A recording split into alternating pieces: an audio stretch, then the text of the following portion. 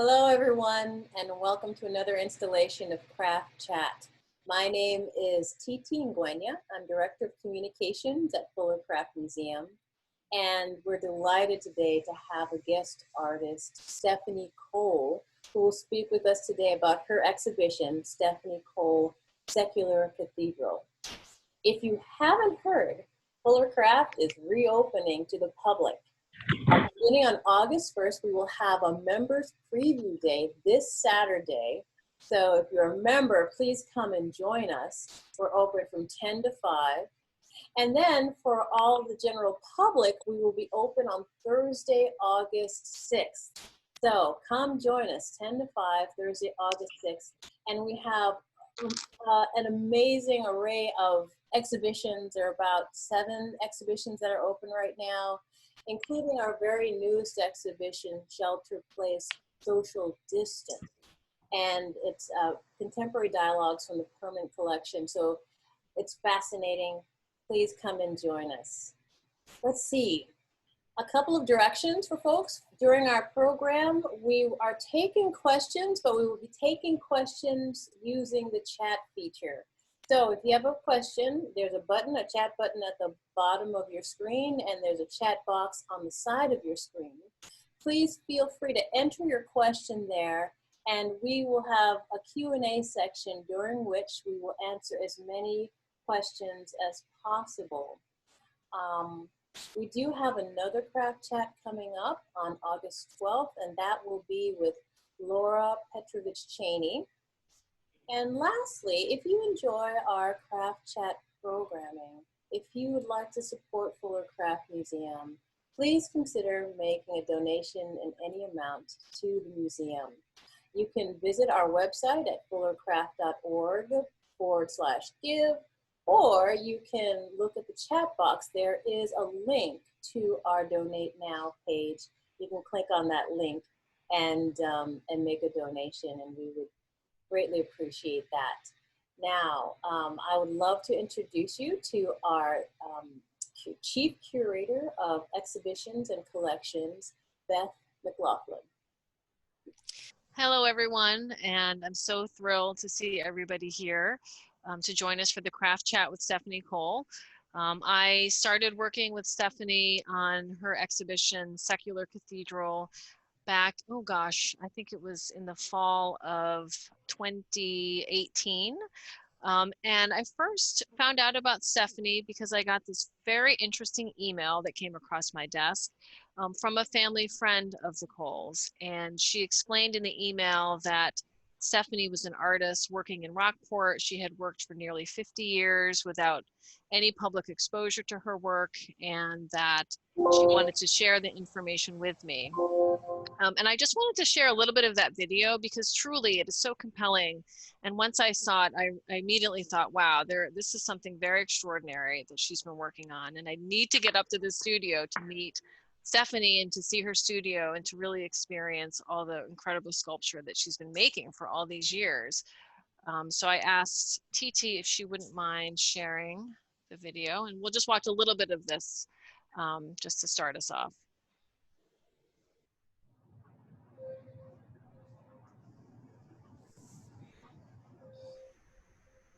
I was always drawn to old places. I like old people.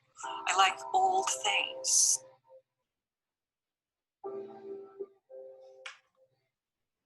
I've asked people, if something breaks that you've treasured, don't throw it away, give it to me.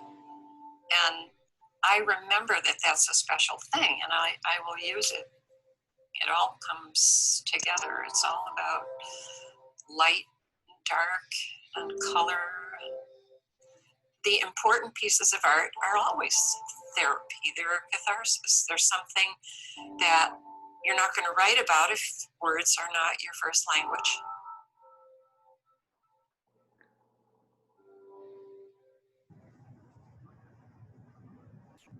Thank you, Titi. So as you can all see, that's a very, I mean, just from the get-go, I was so intrigued by Stephanie and what the work that she was doing. And I went up to her studio in Rockport, and pretty much on site told her that I would love to do a solo exhibition of her work, which would be the first solo exhibition that she's had in her career. So without further ado, now that I've kind of explained how we started working together, I wanted to introduce Stephanie Cole. Here she is. Hi, Stephanie. Hi. Thank you for being here and talking with us and telling us all about your work. It's my thrill. The only thing that can go wrong is if the cat decides to come in and be bad. Otherwise. Well, the cat is welcome. As we've had many conversations about cats, you know how I feel. So if the cat wants to come in, that's the more the merrier, I say. So as the video, as I mentioned in my comments and the video touched upon, for much of your career, you kept your work out of the public eye. And then there's an explanation for that. If you're raising a young family, that's mostly what you're doing. But because we bought an old wreck of a house, we were doing everything ourselves. So I was gaining experience in doing all sorts of things like woodwork and cement and laying brick and shingling outbuildings and sewing things. But I always had the creative side whenever I had a moment to myself. Sometimes it was just little bits, like making a quilt. You could do one square at a time. I tried to make some money doing some of the art, but it was more little things. I painted signs in town. I could do a little bit of creative work and sell a little thing if somebody wanted a special birthday card kind of thing. Oh. But I had formal training. And I've always been an artist. I was born an artist. I will continue to be until the day I depart the earth, but it's had to take several different forms.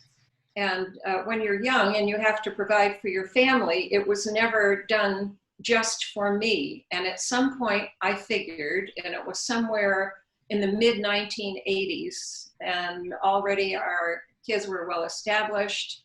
Everybody got their college degree. I went to the California College of Arts and Crafts and finished up at the Hartford Art School, University of Hartford. So we were all educated. And I taught in the Rockport Public Schools as an art teacher for several years. But I had never done the thing for myself. And at some point I felt I had earned it.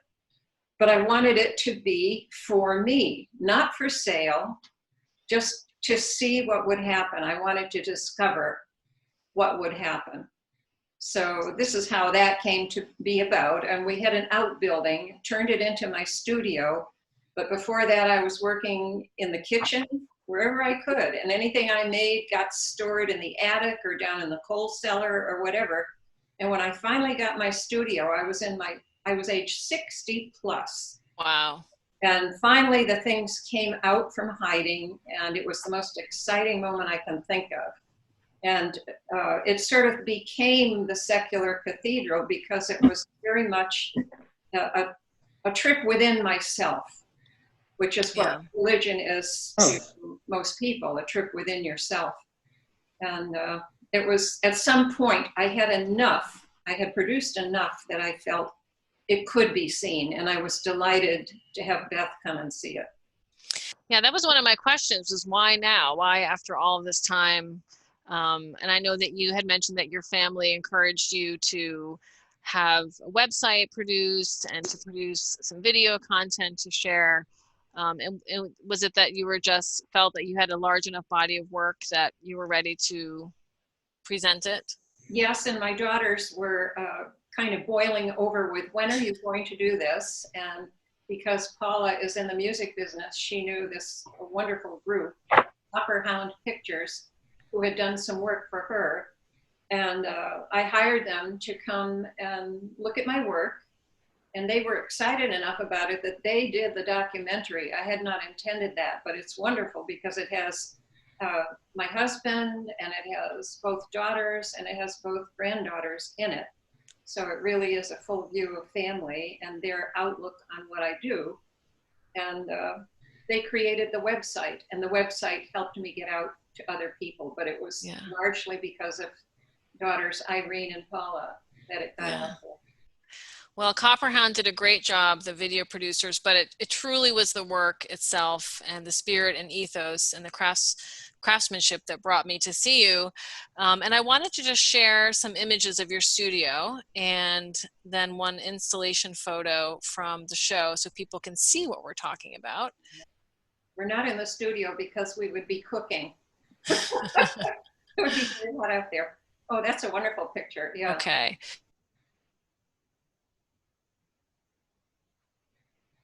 When I was there for the first time, and I remember walking in and just gasping. It was like this magical room with things just so much for the eye to see. And there you are on the right. And that all led to this, which is the current exhibition that opened earlier this year in January and is slated to close this January. So it was one of those rare occasions that we offered a gallery to an artist for a solo exhibition for a full year. And truly, because there's so much to your work and so much to see in every piece, it is the kind of project that typically, if COVID didn't happen, of course, people would have come back time and time again to see it. So, and then we're going to go look at some pieces in just a second, but I did want to, before we go there, read some comments from the guest book that we had up in the exhibition. And this was really only for about 2 months before we had to shut down. So I just was going to read a few comments and hear your reaction. Your work is an inspiration, a magnificent amalgam of art and memory. You see potential in objects that most of us would overlook. Thank you for giving us an opportunity to witness beauty and creativity. Your work fills me with hope that I may yet produce art in a more committed way. I'm 65 and still too busy, and you make me feel it's not too late. What a moving, intricate, and personal journey of stories you have so lovingly and beautifully created. Your shared thoughts will stay with me and inspire. So happy your works are getting shared with the world. Amazing. So that's just a few tidbits that we had from the guest book. There were many more like that. How does it feel to hear that feedback after all this time?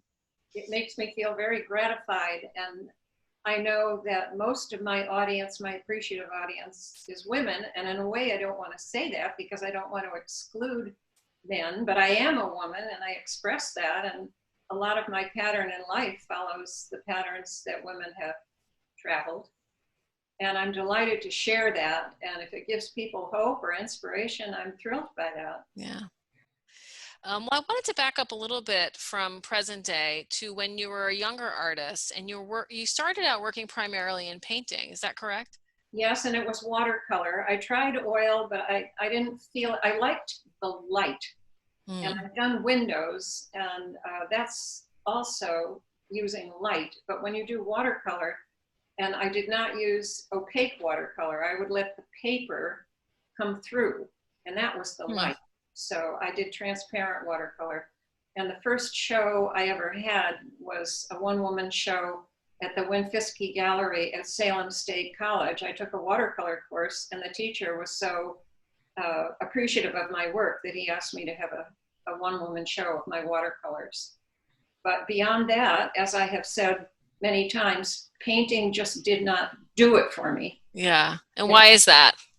If I had an emotion or something like that, I needed to build, I needed to make, which I was doing all throughout my young life when I was creating little things for the house, little pieces of furniture.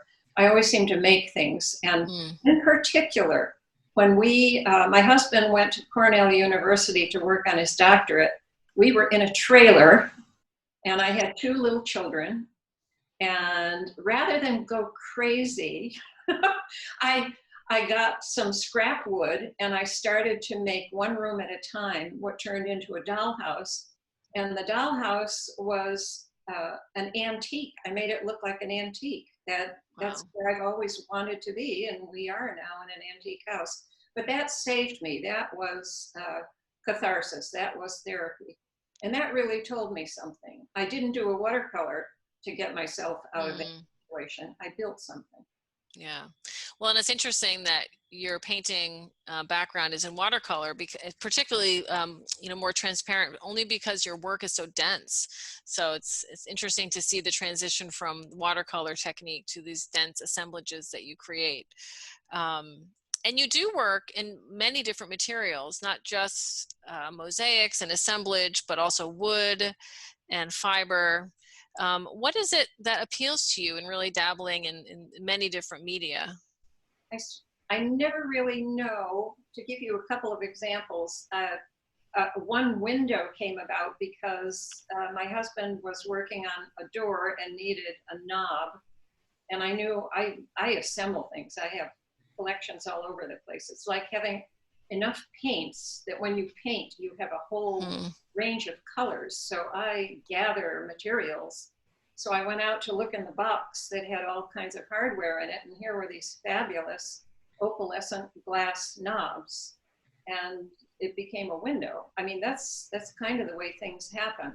When our kids would have their friends over in our living room, one of my precious things in there was an oil lamp that had been converted to electrical, and it had a beautiful painted shade, and a boy who shall remain nameless was carousing around, and he broke the shade, and I couldn't throw it away. It had beautiful hand-painted vines on it and everything, and he's still a friend.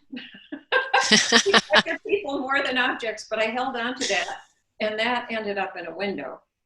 So things kind of just happened, you know. And how do you go about combining all these disparate elements into a cohesive whole? What is that process? To me, it's like painting. It's painting with stuff. Sometimes the material tells me what to do. Obviously, the glass lamp became part of a window, and I had to learn how to do lead glass. You can't do copper foil, which a lot of craft people will use. Those are for small panels. If you look at a church window, those are all done with lead cane, C-A-M-E. So I had to go to supply places that were repairing church windows and so forth, and I was able to even get some old pieces from church windows that were like considered junk, and they would sell it to me. But I had to use lead cane, so I had to learn a technique there. With mosaic, I had to learn technique, and I had a book, because you don't want to put the time in and then have it fail. Right. So I've learned along the way. Yeah. And one question I did want to ask you too, I know we've covered a little bit of your background, and your bio will be posted also in the chat, but talk to me about your childhood, because I know that you started creating artwork from a very young age. In the crib. Well in advance, yes. So can you maybe talk a little bit about creativity when you were young and what your influences were? Yeah, I gardened. I have a picture of me when I was really young, and I had a little garden. I still garden. So typically in the good weather, I garden by landscaping as a child. My father was an artist, bless his heart. He only lived to age 43. He died one day before his 44th birthday. And behind me, one of the reasons I'm here, this is behind me a portrait that my father did of himself as a young man. And a few of his paintings that I have are off to my side here. So he was a big influence, and at one point he even had a little studio for teaching children, and I participated in that. We would go out on field trips and do drawings of things in nature. So a lot of my early influence was definitely my father. Oh, that's wonderful. Okay, so I think what we'll do is move on to looking at a few of the works in the exhibition. And as we go through these, I'll ask you some more questions, but feel free to share whatever you like about your process or what inspired them, so that we can all learn more about that. Okay, so this piece here is titled Paradise. And I know that for those of you who have been to the show or seen a lot of the publicity that we have around the exhibition, this will be familiar to you. And I included a detail here on the right. So Stephanie, you had mentioned a little bit about gardening, but if you wanted to talk more about this work and what the inspiration was, we'd love to hear. Well, being out in the garden, and we have a nice long yard. It was filled with trash when we first moved here. I don't think we could have afforded this place if it looked the way it does now. But paradise, we call it paradise. We go out into our paradise. There's a saying about gardeners that gardeners are hopeful people, and I truly believe that. So I was wanting to express the concept of paradise, and this is a trilogy, and because I relate to things from churches and cathedrals, things done in threes, like a triptych or a trilogy, keep popping into my head. So this is in 3 areas. Down at the bottom represents the Garden of Eden. That's that small earth-colored one. And it expands into Victorian era gardening, more formal, and then it kind of explodes with all sorts of things, magnificent fruit, flowers, birds. And the frame is what some people will recognize as part of a bedroom set from Victorian era that would have had a mirror in it. And we happen to have one, and that started a theme. They're very hard for me to get these days, but I had one. And it just seemed to loan itself to this fabulously ornamental idea. Yeah, I love the frames in your work. I think that that's really interesting that you find these elements and they really do become part of the work itself. And I love the connection too between the frames and the windows in cathedrals. I think that's another kind of connection that you're making between churches and also kind of the architecture that you have there. And it really, they do such a wonderful job too of holding in all this tension in the work. You know, there's such density in your work, but it still has an order and a containment to it. And even when I painted in watercolor, I would create a frame within the picture itself. I feel the need to contain things within a frame. Yes, and I'm interested to hear too, just about how you compose the different elements, because as I said there, you know, there's such the potential here to go and just have it become this cacophony without any focus, but they really are composed beautifully, and I love to hear just more about that process. Well, it must be innate because I just let it happen. Yeah. I never do a drawing ahead of time or a plan. And this is the one where you have the drawing, correct? Yes, we have a drawing that accompanies us in the exhibition, a watercolor, yes. I believe in pencil. There was an article written, and it was a lovely article, but I had to call him and tell him he wasn't correct. He said, in the drawing, you can see where this turned into something fabulous. And I had to tell him sometimes when I finish a piece, like the actual mosaic, I don't want it to end. And so I will do a drawing that is an extension of the piece. And I'll even put little clues in there. That's when I use little tiny words so that if people want to read the words in the drawing that's done after the piece is done, it might help them to understand further.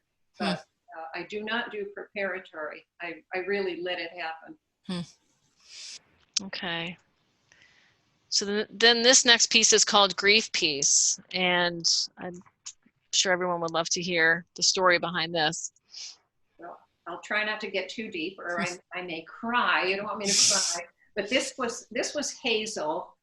Hazel was the best cat we ever had. She had so many wonderful characters and features about her. She had a game that she played with a wiffle ball. She would have breakfast with us and sit at the table. She knew she couldn't get on the table, so she'd sit politely and put her paws, and she got a saucer of cream. And when she wanted more, she'd reach up and tap the dish, and we would put more cream in her dish. She would greet my husband when he came home from work, and he'd put her up on his shoulders, and up the driveway they'd walk together. I mean, she was unbelievable. So when she died, there was a lot of sadness to deal with. I wrote a book about her. I did at least 3 needlepoint pieces that I can think of. And this was the big one. This is the one where on the outside, I indicate the look of an Egyptian sarcophagus. It's not in this picture, but the outside looks like a sarcophagus covered in milagros, and milagros are miracles that people pin on a saint to ask for healing. And then when you open it up, this figure that you see kind of brown with the gold paws, that covers the inner figure. So I was going in and in and in, and the final grief piece is deep within, and it's half cat and half me. Has some of her fur, some of my hair. I mean, it's really very specific about dealing with grief. Yeah, that's very powerful. And I know that a lot of your work marks special occasions or important moments in your life, from birthdays, anniversaries, vacations, and also painful experiences like loss. So could you talk a little bit about how your practice helps you kind of process these emotions and move through them? Like, it happens. It's a natural thing. And by the way, in this brief piece, I should mention that the paws that are done in gold, she stepped in some wet cement down in our basement. I was able to put clay into those impressions and actually lift her actual prints. And then I gilded them. And the wiffle ball that's in her crown, that's what she played with. It was a fabulous game. I wasn't quite sure. I guess I thought about the sarcophagus in a way of dealing with death, but in a magical way. I've always been drawn to ancient Egyptian and ancient cultures. So that came first. And then I had to put the pieces together. I needed a head at one point, a head of the cat. I already had the full body figure that covered the inner figure. And I was in the grocery store and I saw a little coconut looking at me. And I had to buy that coconut and brought it home, and it became her head with inset eyes. Oh, it's very charming. And I also had a cat named Hazel, so we share that. Wow. Well, it's a wonderful piece. And then we'll move on to self-portrait at age 63. And I know that normally you do them on the whole year, the 40, 50, 60. But I'm sure there's a story here as well. It was supposed to be at age 60, but as they say, life was too much with me. So it had to wait until age 63.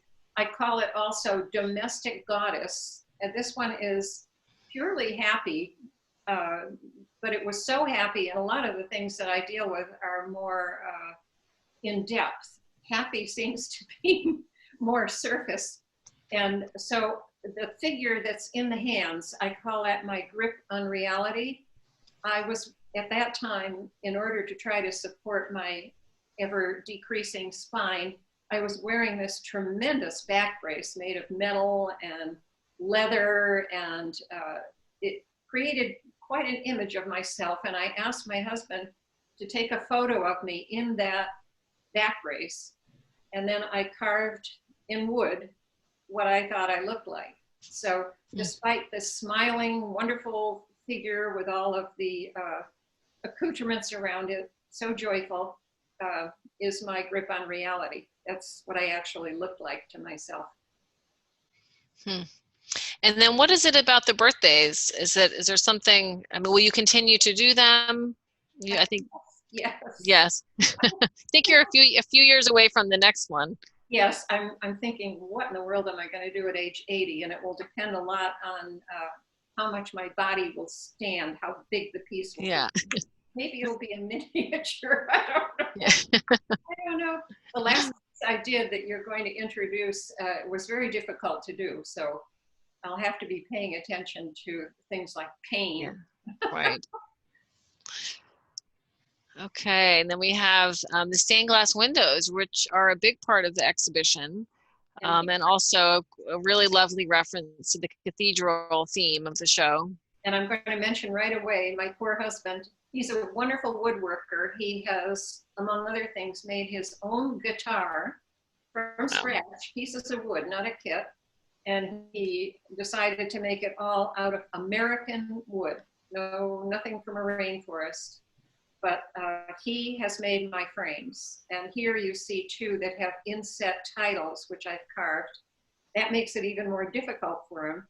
And then he created the clamp stands at the base so that they could freestand. Otherwise, presenting them would be a problem. So well, we appreciate that. Again, they wouldn't be displayed. The one on the left, I especially like. That one to me is the closest to a painting, and it was inspired by Van Gogh's Starry Night. And I wanted to use plate, they call them cup plates. Those are opalescent sandwich glass cup plates. And I collected antiques. I had an antique shop for a while, and those were very special, but you never got to see them. And I thought, let's find a way to see them.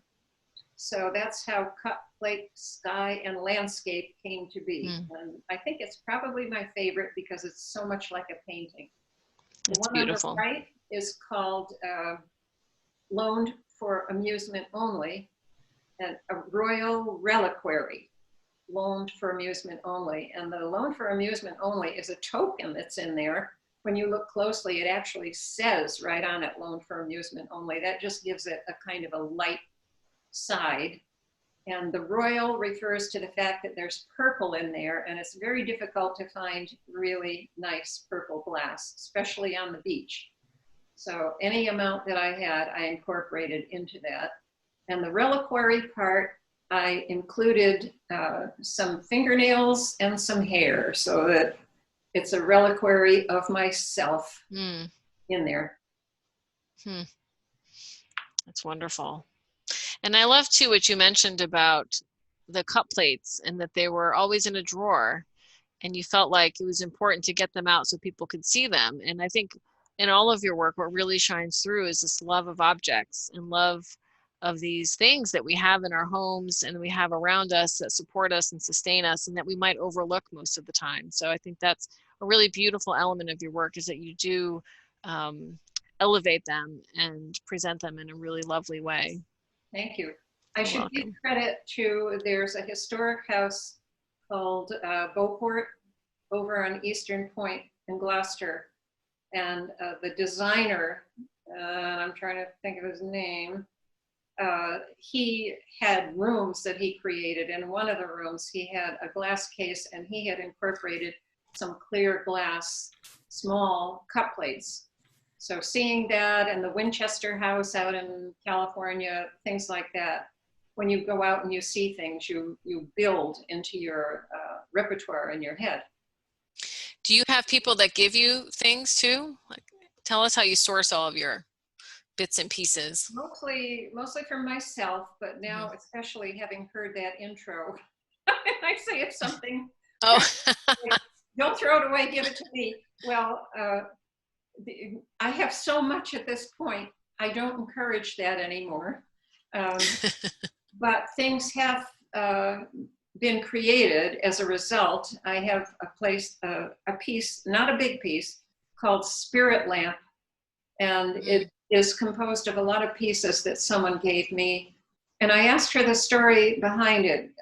It looked like a hurricane shade, but it had beautiful etched designs.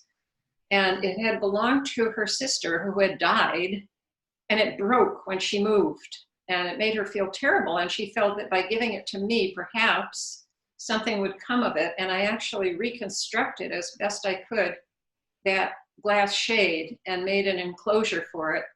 And it very much helped me create that piece that I call Spirit Lamp. That's wonderful. Well, we'll be sure not to give out your mailing address at the end of this so people won't send you. Every now and then I'll find something on the steps of my studio. I'm sure. Whoops.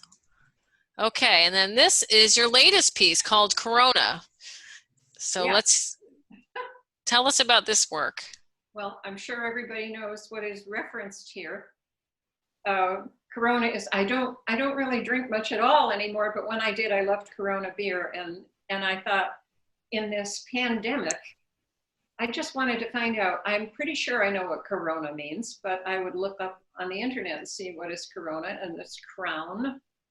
And there was that image, and I thought, aha, I will borrow that. It's not exactly the way the Corona beer is. I put birds on mine, but it's in sections.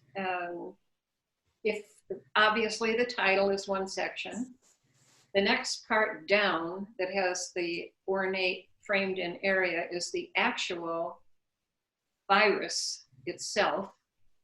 And luckily I had this crackled gray dish that looked like it would be a great background. So I was looking at the image that they always put on television about the coronavirus, and I tried to duplicate that using what I had. And there are a lot of small things going on around those viruses, including some people and some remarks, references to different countries, especially China and the United States. And I had to create this frame. I didn't have the frame, so I made it out of parts. And the two side panels looked very confining, and I thought, oh, great. I bought those online. And I used them to confine people. And I really identified especially with people who might be in the city, who are in an apartment and have to sequester. And so I wanted that feeling and the sort of feelings that people have as they are held captive like that. So if you could see the detail, there are a lot of worried faces and remarks and references to things like hoarding toilet paper and having to constantly make meals. It's all in there. And at the very bottom shows an ambulance and a reference to government. It says Congress. It's hard to find things that are dishes or pottery that say things that you want to say, but I actually had one that said Congress. And my disappointment in the way things were handled, behind the ambulance are images of bones. And I made some remarks there about dragging of the feet so that we didn't get things quickly when we needed them. And then in the middle, the largest area that comes right out at you, almost joyfully, is the fact that when there were no cars on the road and people were inside, what did come out? Nature came out. Little animals coming out that wouldn't have dared to before. I read online that in the canal in Venice, the Grand Canal, there was a picture of an octopus. Somebody had found an octopus in the Grand Canal in Venice because there weren't cruise ships coming in. So out of this comes nature, especially birds. We've never seen so many birds. And so I wanted to express that as the hopeful, the gardeners being hopeful people, that hopefully this is a good thing that will come out of it. If people work from home more often, maybe there won't be as many cars. I would love to see that happen. Yeah. And I know when I reached out to you, I think it was maybe mid-May, end of May, and asked you, how was everything going? And were you finding time to be creative and feeling inspired? And I think at that point you hadn't yet really spent much time in the studio. You were out in your garden, using that as an opportunity for healing and respite. And then when you contacted me and said, hey, I actually, did get back into the studio and I created this piece, and I said, we will absolutely go pick that up and have it in the exhibition. So we did install it this week. It will be in the exhibition for those who can come when we open on the 6th. And it's really a magnificent work. And we're so thrilled to be able to have something in the museum that directly relates to Corona and is an artist's response to the pandemic. So we're just thrilled to have it. Thank you, Beth. Yeah, you're welcome. Before, we had our daughter from California come because my husband was going to have surgery, and she came out for that. And then boom, she was sequestered. In Rhode Island, our granddaughter was at Rhode Island School of Design, and they shut it down. So she came here. So we had a California daughter and a Rhode Island granddaughter here. And that was all the focus. It was on family. And as soon as they departed for California, that's when Corona came out. So it was building in my head, but I wasn't about to go out in the studio when family was the focus. Yeah. Well, forgive the pun, but it really is the crown on this exhibition, and we are thrilled to have it. And we hope that everybody will be able to come and see it. And certainly, I hope that everybody knows that we're have taken a lot of precautions to keep everybody safe. And yeah, so that I think is a little taste of what we have at the museum. And I was going to throw it back to Titi. Yes, we have a number of questions in our chat box.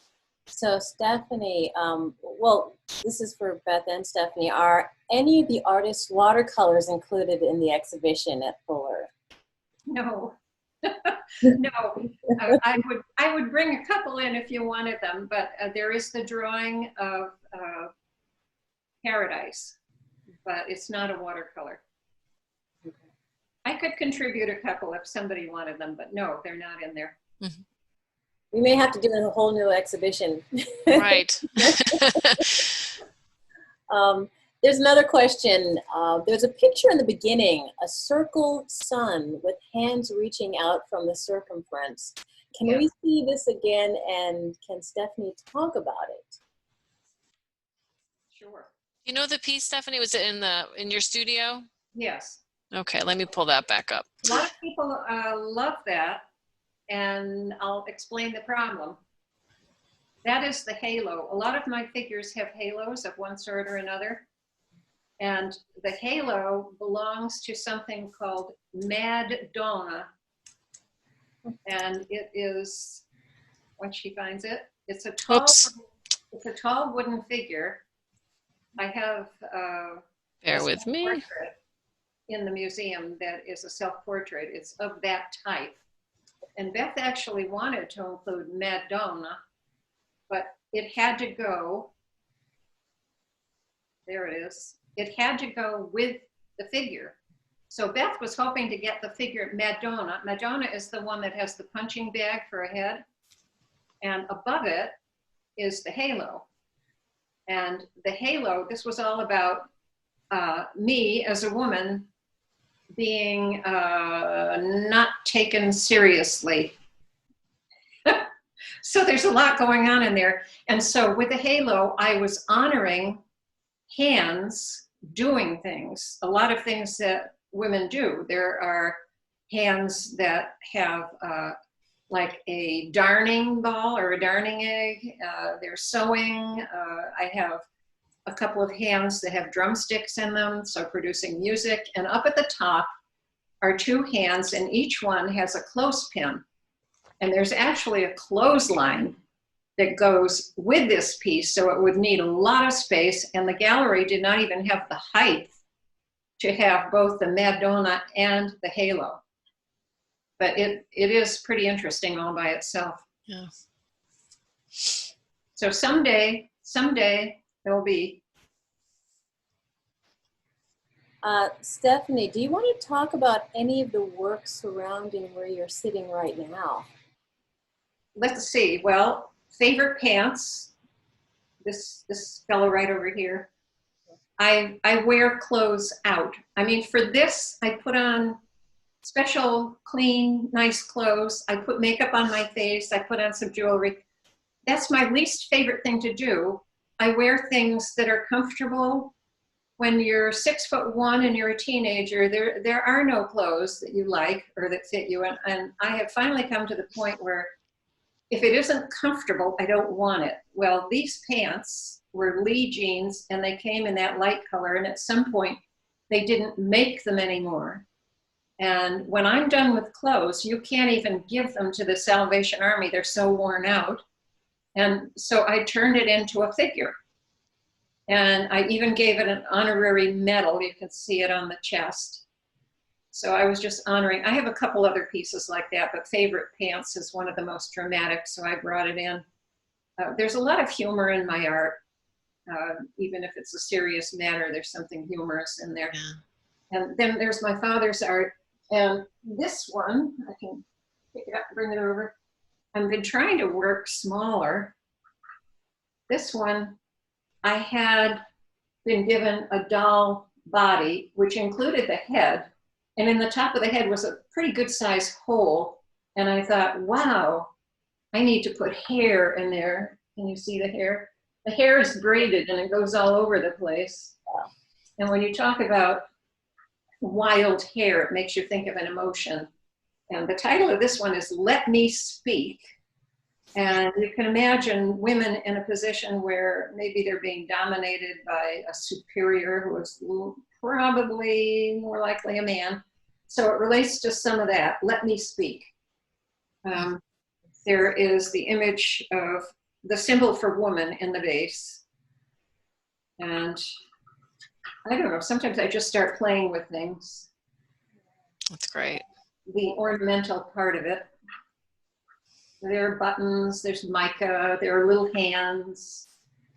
But that one is called Let Me Speak. Fascinating. And you saw a reference to the gold figure here in the first part that you had. This one is called Man of Honor. Man of Honor is about my father-in-law, Everett, whom I loved. He worked for the telephone company, so there are telephone poles all around. He was a Marine, so I have some of his buttons from when he was a Marine. I made him a king. And when you lift that, inside, I'll have to put this down. This is fashioned after, if you went to a museum and you saw what they called an aquamanil. I was looking at aquamanils and saw that basic idea. This is what's inside. This is Everett. Oh. Looks just like him. He had favorite items of clothing, so I used some of the items of clothing to create his robe, including his wings. Mm. Oh, So I Lovely. This sat on his desk, had his name on it, Everett Cole. So things with deep meaning. There really isn't any humor in that one. I was dealing with a serious topic.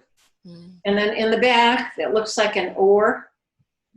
That's a canoe paddle with, and I cut out the central part of it and I did some leaded glass work in there so that if the light comes through, it looks like an Egyptian face, and I call it Tut or Bust, O-A-R, Tut or Bust.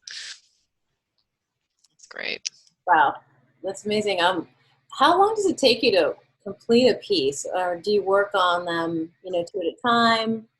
Do you have many in progress at once, or? I usually focus on one piece.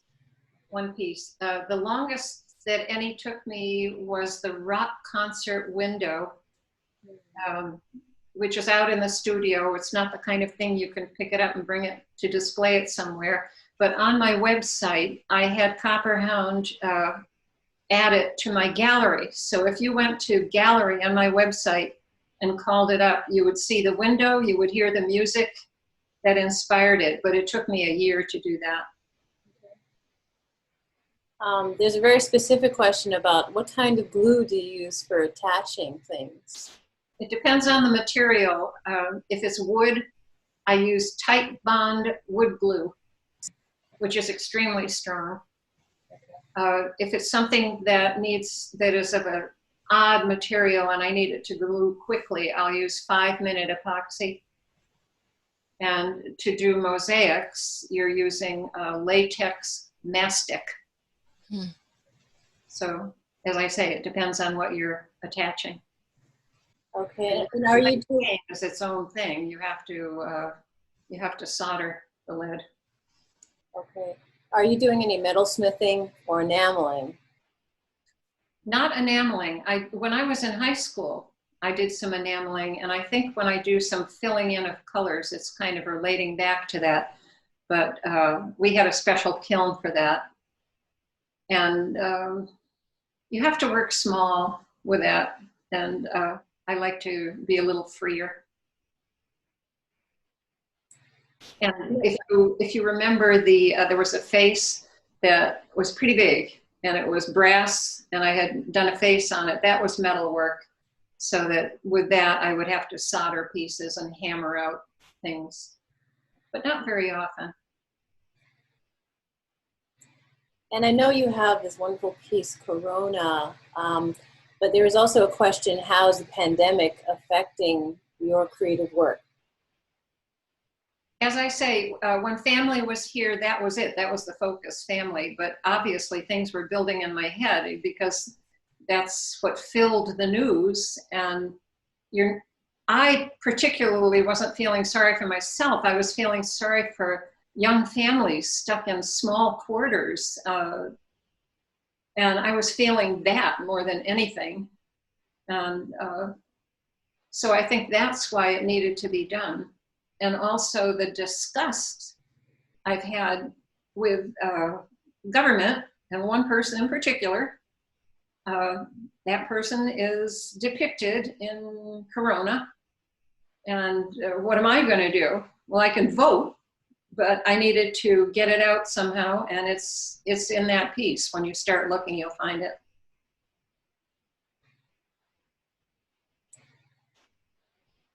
When you work, here's a question. When you work, do you have any music or other background sound on?